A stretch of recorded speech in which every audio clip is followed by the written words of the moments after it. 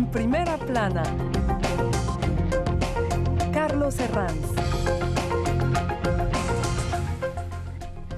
Bienvenidos en Primera Plana, un programa de Radio Francia Internacional y de France 24. Esta semana nos hacemos una pregunta tan interesante como inquietante. ¿Dejará esta pandemia de coronavirus toda una generación de jóvenes perdidos en América Latina? Vamos a intentar responder a esta pregunta con 4 invitados. Me acompañan Paola Martínez Infante, periodista independiente. Bienvenida, Paola. Gracias, Carlos, por la invitación. George Dibb, economista para Latinoamérica de la aseguradora Euler Hermes. Bienvenido, George. Muchas gracias. Carlos Vinograd, de la Escuela de París, de Economía de París, de la Universidad de Brie, y además fue exsecretario de Estado de Argentina de Comercio. Bienvenido, Carlos. Gracias, Carlos. Y me acompaña a distancia desde Barcelona Janina Belp, investigadora del Centro Albert Hirschman de Ginebra y coordinadora editorial de Agenda Pública. Janina, buenos días. Buenos días. La generación perdida de jóvenes de América Latina como consecuencia de la COVID-19, hoy en Primera Plana. Se cumplen 6 meses desde que la Organización Mundial de la Salud declaró el inicio de la pandemia y según avanza por el continente de Latinoamérica vamos viendo consecuencias, el cobro de vidas, también las consecuencias económicas y consecuencias que vamos a ver también a corto o medio plazo quizá, como una generación de jóvenes puede perderse. Lo hemos visto con datos que va ofreciendo, por ejemplo, el Banco Interamericano de Desarrollo, que dice que cientos de miles de jóvenes están abandonando las universidades de América Latina. Hay realidades que inciden en este aspecto, como por ejemplo el desempleo juvenil o la educación a distancia, que aún ha podido agravar las desigualdades. Hoy incidimos en esa pregunta, si podemos estar ante una generación de jóvenes perdidos en América Latina. Antes de ello, vamos a repasar algunas portadas como hacemos cada semana. Por ejemplo, El Espectador reflexiona en su portada sobre una prioridad en medio de esta pandemia, titulando Educar la prioridad. El Heraldo de Honduras, alarmante incremento de la mendicidad infantil como consecuencia de la pandemia. En Brasil, Folha de Sao Paulo decía esta misma semana que Brasil es uno de los 2 países con menos tiempos de aulas, según la OCDE, en estos instantes, con una vida que resurge en bares y playas, y mientras la mayoría de las escuelas está cerrada. Paola, ¿son los jóvenes latinoamericanos, esa generación que ahora tendría entre 18 y 25 años, quienes van a pagar sobre todo esta crisis? Yo respondería a esta pregunta con matices, porque hay que saber que la historia latinoamericana no solamente no está en la primera gran crisis. Han habido dictaduras súper importantes que han también sacrificado generaciones, han habido guerras civiles en Centroamérica que también han sacrificado generaciones. Hoy día la situación es diferente. Yo sé que muchos jóvenes, por ejemplo en Chile, país que conozco bastante bien, en mi país también, los jóvenes se sienten con una frustración importante. No sé si sienten que todo está perdido, porque una vez también se dice que es mejor perderse para mejor encontrarse. Es cierto que hoy día este gran paréntesis, hay que olvidar que Chile, por ejemplo, llevan 6 meses confinados en Santiago y en diferentes lugares, 6 meses de encierro absoluto, de aislamiento, y ha generado una cierta frustración de lo que les depara en el futuro, por ejemplo. Hay ciertos sondajes que se han realizado a través del Instituto de Juventud Nacional, cuál es el sentimiento de la población chilena, sobre todo estos jóvenes entre 15 y 29 años, y sobre todo ellos se manifiestan con mucha inquietud respecto a su situación económica, que es una situación de pobreza enorme, que la vamos a hablar más tarde, y también respecto a sus estudios. Mucha gente ha dejado de estudiar porque no tiene la cabeza disponible para poder hacer estas clases a distancia. Tampoco tiene los medios necesarios, informáticos o de conexión, y también para poder seguir estas clases a distancia. Entonces, yo no hablaría de generación perdida, porque insisto, yo pienso que la historia de nuestro continente nos ha dado razón suficiente para pensar de que los jóvenes y toda la gente de Latinoamérica tienen los recursos necesarios y suficientes y una fuerza infinita para poder reconstruirse. No sé, George, si desde la economía hay indicios que pueden mostrar esa dirección de que nos encaminamos hacia una generación perdida de jóvenes en América Latina. Bueno, es verdad que no es la primera dificultad de la región del continente, pero esta vez es un poco diferente porque es probablemente la más fuerte recesión de la región en la reciente historia. Nosotros en Euler Hermes prevemos una contracción de la economía del PIB de menos 7,5% y es un triple shock. A corto plazo había el shock el golpe del comercio con China en principios del año, el golpe de los precios de materias primas y también el golpe más grande, el del confinamiento, que pone una pausa en la economía. Pues es por primera vez que tenemos un golpe tan fuerte, 3 golpes en la economía que pueden tener este impacto a largo plazo. Y el segundo mensaje es que, bueno, primero es la más fuerte recesión y segundo, los jóvenes ya estaban, las condiciones iniciales de los jóvenes ya estaban, no estaban muy buenas, porque si miramos a los datos de desempleo en nuestros países, son cada vez el doble del desempleo promedio nacional. Medio nacional. Por ejemplo, en Brasil tenemos un desempleo de los jóvenes de 27,5% contra el 13% para el promedio. También países como Chile y Colombia son 20%, pues mucho más que el promedio nacional. Pues a causa de estas 2 razones hay una inquietud, claro, y es una crisis de una naturaleza completamente diferente. Carlos, ¿qué características específicas económicas tiene esta crisis que no tuvieran otras en el pasado de Latinoamérica?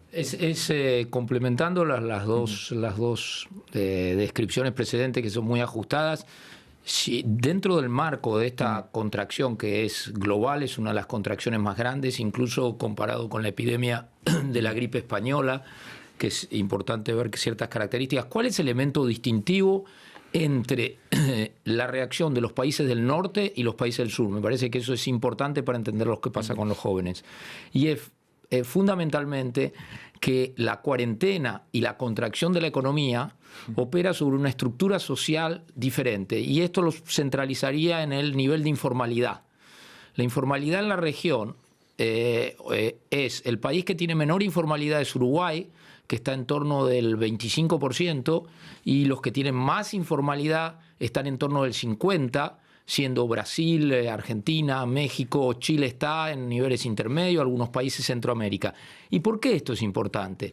Porque la cuarentena corta los flujos de ingresos de los sectores formales, de los sectores modernos, hacia los sectores informales. Y los sectores informales les llega con más dificultad las ayudas, que han sido masivas, eso es interesante, a diferencia del pasado en otras crisis. En todos estos países los programas fiscales han sido gigantescos, pero los patrimonios de los sectores informales son muy bajos, viven al día.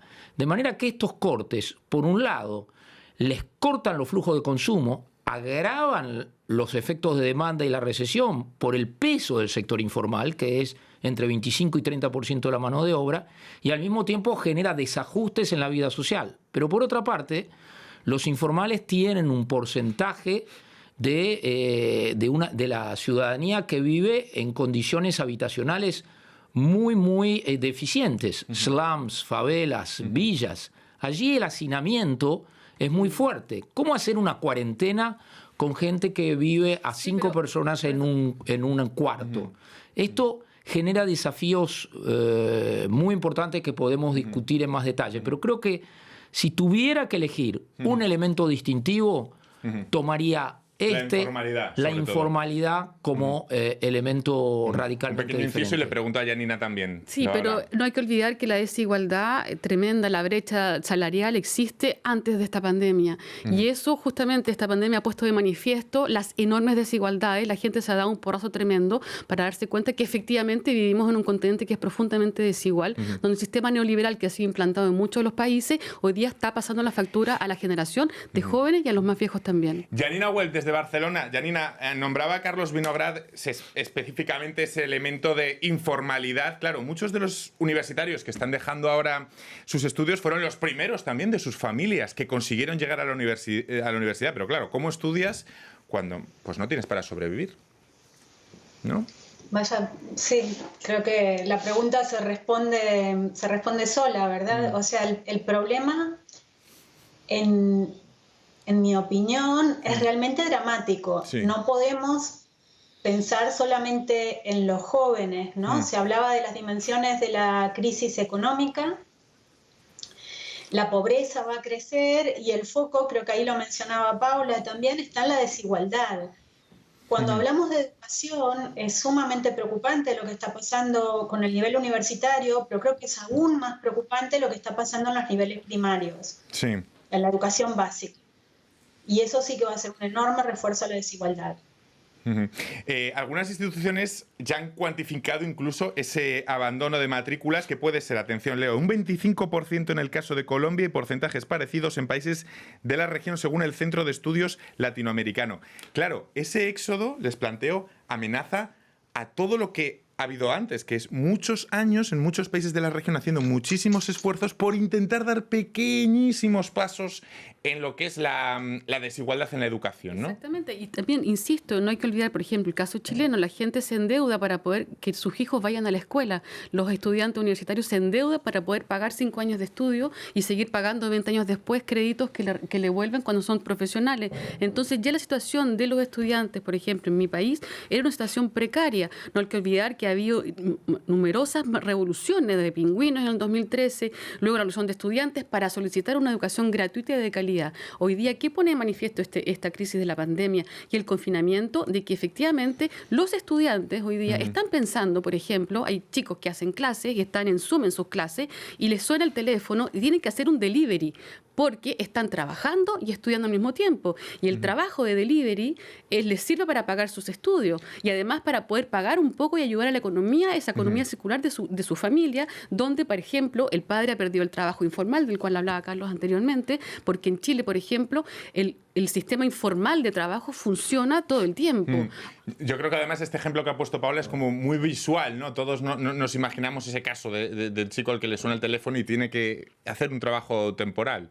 Bueno, uno de los problemas y la razón por la que la educación es tan importante también en algunos de esos países es que la corrección de las desigualdades ex post, después de ocurrido, también no está tan buena en estos países. Pues hay las desigualdades de oportunidad que la educación corrige y también las ex post que los impuestos pueden corregir. Y el problema es que los sistemas de impuestos en nuestros países, la CEPAL de la ONU dice que son 6 veces menos efectivos para corregir las desigualdades que los de Europa, por ejemplo. Y pues lo que puede hacer Latinoamérica es también reformar su sistema de impuestos para corregir después de ocurrido estas desigualdades y un poco compensar esta importancia y esta desigualdad de oportunidad con la educación. Quiero seguir avanzando en lo que supone este éxodo. Sí, Janina, ¿me ibas a decir algo? Sí, quisiera agregar, si me permites, que Carlos mencionaba que ha habido ayudas en los distintos países. Y eso es verdad, pero la pandemia también está poniendo en evidencia un enorme problema de capacidades estatales. Y doy 2 ejemplos. En Perú, por ejemplo, se aprobó la compra de tablets para acompañar el proceso educativo, pero sin embargo no se pudieron comprar porque el procedimiento de compras no estaba suficientemente aceitado y pasados 2 meses las tablets seguían sin estar.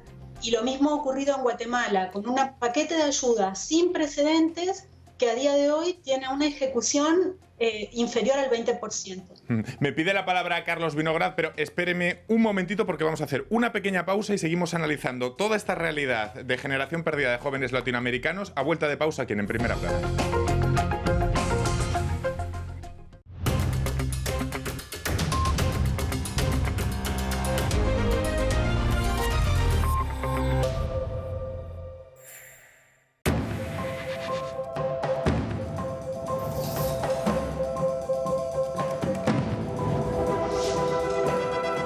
En la región del Magreb, en el norte de África, ha habido un fuerte incremento de casos de COVID-19, especialmente en Marruecos, que ya es el tercer país más afectado del continente, habiendo superado los 75.000 casos positivos. En este país se están registrando alrededor de 2.000 casos diarios, cifras que no se habían alcanzado todavía desde el inicio de la pandemia. Los hospitales de las regiones más afectadas se encuentran saturados y se ha vuelto a prolongar el estado de emergencia sanitaria.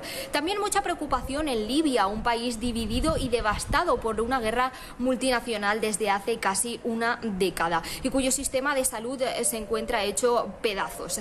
Según datos que maneja el Gobierno de Acuerdo Nacional respaldado por la ONU, se estarían registrando alrededor de 1.000 casos diarios, pero podrían ser muchos más porque no hay datos de las zonas que no controla este gobierno, que son gran parte del territorio de Libia. En el caso de Túnez, el país menos afectado de la región, se están volviendo a registrar centenares de casos cada cada día y Argelia es la excepción, es el país de la región donde disminuyen los contagios diarios, pero siguen preocupando las muertes. Se han registrado más de 1.500 desde el inicio de la pandemia y aun con menos contagios que Marruecos, Argelia es el país de la región más afectado por la tasa de mortalidad.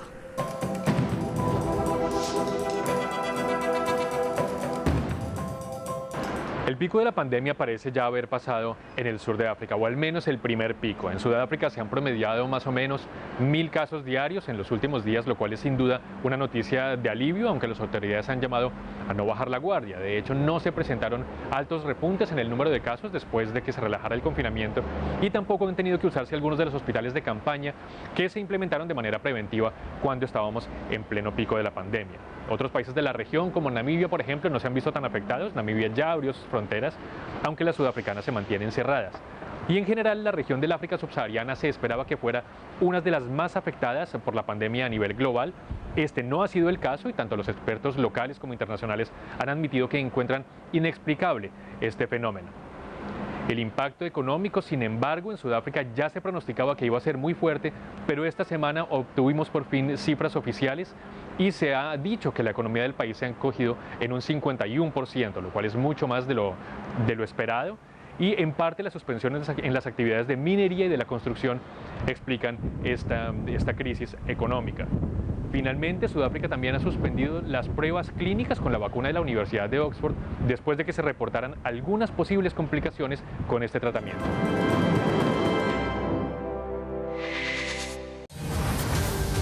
Descubra las historias de la gente con nuestros reporteros por todo el planeta. Nuestros periodistas van donde ocurre la noticia. Cada semana, Reporteros le trae una historia inédita. No se lo pierda. Acompáñenos en Reporteros cada semana por France 24 y france24.com. Estamos aquí en Primera Plana esta semana analizando si estamos ante una generación de jóvenes perdidos en América Latina a raíz de la pandemia. Lo hacemos con Paola Martínez Infante, periodista independiente, George Dive, economista, Carlos Vinograd, de la Escuela de Economía de París y de la Universidad de Evry, y Janina Belp, investigadora del Centro Albert Hirschman en Ginebra. Antes de irme a la pausa, le iba a dar paso al señor Vinograd. Estábamos hablando de esas consecuencias del éxodo de estudiantes en la región a causa de la pandemia. Carlos. Sí, Janina hacía mención a algo que me parece central, que es las capacidades estatales. Y en esto hay mucha diversidad y es muy interesante el caso de diferentes países. Durante los años que podríamos haber llamado la nueva Belle Époque de los precios de las materias primas, la desigualdad y la pobreza se redujo de manera en algunos países más sensible que en otros. La gran pregunta es si este proceso se puede sostener ahora que ese push de ingresos de los estados se ha licuado. En el tema de capacidades hay un fenómeno que desatendemos y es que paradójicamente uno de los sectores más golpeados hoy son los sectores medios bajos y no los sectores más bajos de la sociedad. ¿Por qué? Porque se implementaron planes como Bolsa Familia, como Progresa en Brasil, como Progresa en México, etcétera, que consiguieron llegar a los sectores más excluidos de la sociedad. La pandemia desconectó a los informales medios, peluqueros, taxistas, que no corresponden a estos sectores y que no tienen planes y que además, esto es un tema complejo que no es de la economía, que no tienen hábitos de recibir ayuda o solicitar ayuda al Estado. Estos sectores que son fracciones sensibles de la sociedad, profesionales liberales en carrera intermedia, se ven en una situación de sándwich, completamente comprimidos por un efecto tenaza. La capacidad del Estado de llegar ahí es baja y estos sectores tienen dificultad de acercarse. En esto creo que hay algunos ejemplos, por ejemplo, es la eficacia de Uruguay, que es un caso del cual se habla, que tiene un sistema de estatal mucho más poroso, que llega más abajo, que ha conseguido hacer una cuarentena más corta, que tiene un sistema de cobertura de desempleo más eficiente y que ha tenido que cerrar las escuelas por menos tiempo. Todo este conjunto de capacidades estatales me parece que tiene que ver con lo que dice Janina. Hay países como Argentina, que conozco, que tiene un gran capital de herencia, tiene niveles de capital sanitario, es decir, camas por habitante, respiradores y médicos que no son muy lejanos, son muy cercanos a los países europeos. Pero cuando tiene que operar ayudas alimentarias, se pierden, no llegan y están todos los programas completamente trancados o por problemas de gestión o corrupción o por problemas simplemente que no operan. Me parece que el tema de Janina es central. Sí, es muy interesante, Janina, Paola, George, ese punto que hace referencia a Carlos de los informales medios, ¿no? De ellos, los que no tienen posibilidades y al mismo tiempo no están acostumbrados a esas subvenciones del Estado y se encuentran en esa situación tan complicada ahora, ¿no? Y por esa misma razón, por ejemplo, el gobierno de Piñera realizó un plan fortalecido para la clase media, en la cual que fue la que más ha sido afectada también por esta pandemia, donde la gente ha perdido o tenía un trabajo formal, pero perdido en el informal que le permitía tener un cierto grado de confortabilidad, digamos, salarial a fin de mes para poder pagar todo lo que hay que pagar, porque no hay que olvidar que en Chile la educación hay que pagarla, la salud es un sistema privado que vale una fortuna también, los fondos de pensiones también cuestan una fortuna, entonces el nivel de medio de ingresos de una clase media es muy bajo en Chile. Entonces es cierto que hoy día todos los programas que han hecho, subsidio de arriendo, subsidio de salarios que lo va a anunciar el presidente Piñera en un par de días más, creo. En todo ese contexto es la clase media hoy día que no está habituada, como bien dice Carlos, a recibir estas ayudas sociales, que se encuentra como en sándwich entre medio de aquellos que tienen holgadamente su salario fin de año, o sea, de fin de mes, perdón, que no tienen ninguna dificultad económica, y aquellos que están acostumbrados, no acostumbrados, pero más bien han tenido totalmente un plan social que les ha ayudado a salir un poco de la extrema pobreza. Sin embargo, perdona, justo para terminar, y es eso lo importante, que hoy día el concepto de clase media también se ha perdido, porque la clase media, digamos que de manera absoluta no existe, porque hay un empobrecimiento de esa clase media que ha perdurado desde los últimos 30 años en todos lados también. Janina, dada esta situación que estamos describiendo, de cara a los próximos meses, ¿qué políticas deberían implementar los diferentes estados de América Latina para, no sé si decir, paliar como se pueda o evitar que estas consecuencias que estamos describiendo para toda esta generación de jóvenes? Es muy complejo y no soy la persona indicada, o no sé si es posible siquiera dar una respuesta para todos los países de la región. Bueno, quizá orientaciones sí podamos dar, ¿no? Orientaciones sí podemos dar, y también digo en particular por lo que señalaba Carlos en relación a las capacidades estatales diferenciales. Sí. Yo creo que países con una burocracia más eficiente o un poco más eficiente pueden implementar ciertas medidas y países con una discapacidad total en esos recursos tienen que buscar otras. Ahora, volviendo al tema de los jóvenes y a los ejemplos concretos, ayer nos comentaban en una discusión sobre Guatemala que un mes de internet en Guatemala cuesta lo mismo, o sea, el pago de la cuota de internet, que un año de matrícula universitaria. Ahí tenés una política muy clara, ¿no? Pero insisto también, no hay que perder de vista que la educación primaria, o sea, la educación universitaria, también el acceso es restringido, en algunos países más que en otros.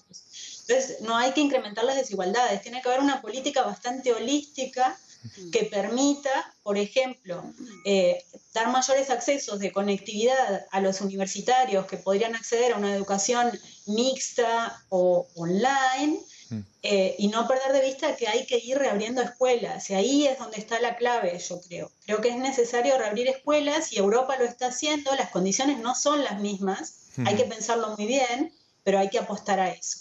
No sé si queréis... Me gustaría completar un poco la respuesta y los puntos muy justos que fueron hechos a propósito de las diferencias en las respuestas presupuestarias y monetarias entre países de Europa o de Estados Unidos y países de América Latina. Cuando miramos a los datos del Banco Central que intenta ver cuántas medidas fueron adoptadas por los diferentes países, cuál es la parte de estas medidas que es dirigida a proteger los empleos. Lo que vemos es que en países de Europa y de Estados Unidos es más del 30% hasta el 60% de todas las medidas que son dirigidas para proteger los empleos. En América Latina, en Perú, Chile y Colombia son menos de 20%, pues lo que podemos aconsejar o orientaciones de políticas públicas son orientaciones para reintegrar a gente inactiva después de esta crisis al mercado laboral con políticas activas del mercado laboral para paliar este efecto de desempleo, porque los países de América Latina vieron sus desempleos, sus tasas aumentar muy fuertemente, disparar en esta crisis comparado con otros países de Europa donde los empleos se mantengaron gracias a las políticas del gobierno. Toda esta situación, y les quiero preguntar a todos, ha supuesto una frustración, sin duda, para los jóvenes. Sus primeros empleos, sus estudios, sus amistades. No sé si podríamos decir que este 2020, Paola, está siendo un año de frustración para los jóvenes de América Latina. ¿Cómo calibramos ese elemento de la frustración, que a lo mejor va más allá de los datos económicos que estamos exponiendo? Yo pienso que es cierto que hay que salir un poco de los datos macroeconómicos, porque en realidad es que son micros, que son mucho más duras en realidad de lo que estamos conversando acá, en la cual hay gente en Chile que dice prefiero morir del COVID que morir de hambre, por ejemplo. Y no son solo los adultos que lo dicen, son también los jóvenes y los menos jóvenes. Todo el mundo hoy día se siente en una situación de trampa absoluta, de una trampa social, donde hay un sistema social de protección social en ciertos países que es muy deficitario, que no funciona.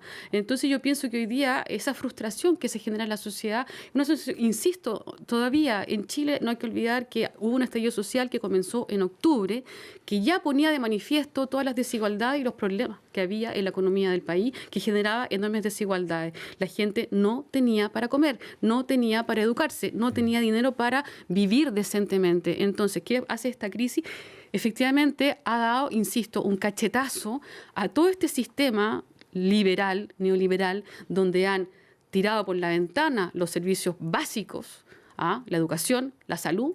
Y hoy día los gobiernos están, por ejemplo, el gobierno de Piñera, en vez de tomar medidas preventivas, hace acciones inmediatas para poder paliar.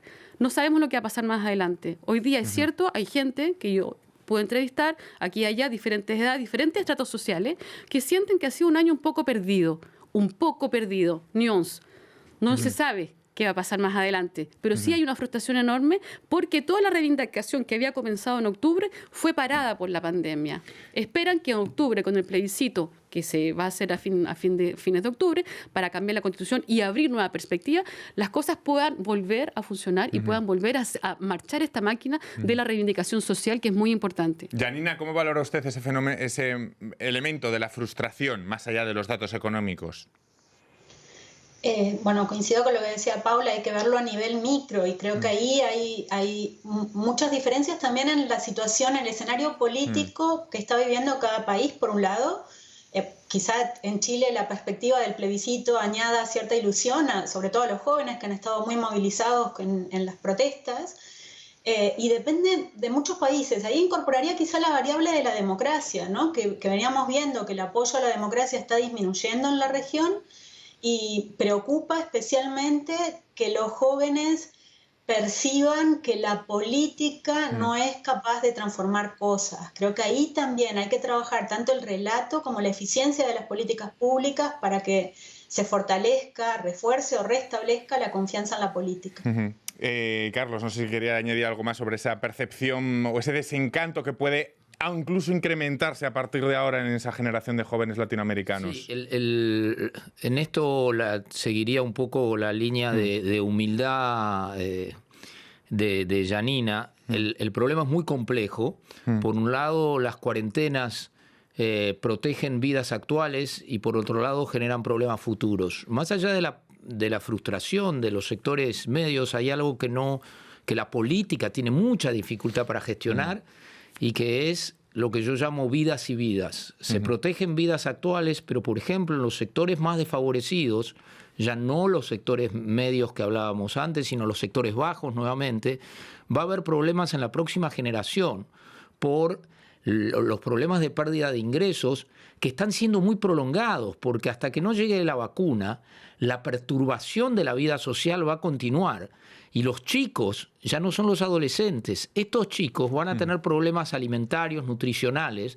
Sabemos que las aptitudes cognitivas y educativas futuras van a ser afectadas. No somos el África, de manera que la malnutrición no genera una, por ahora, mayor mortalidad infantil. Pero tenemos un problema que la política es difícil que responda porque las elecciones son periodos cortos y tiene que responder a la ansiedad de las muertes de hoy. Tenemos que dejarlo ahí, Carlos, porque me quedo sin tiempo. Les hemos propiciado un montón de elementos a los telespectadores para que puedan valorar esta generación perdida en América Latina. Muchísimas gracias a los cuatro y a todos ustedes. Hasta la próxima semana en Primera Plana.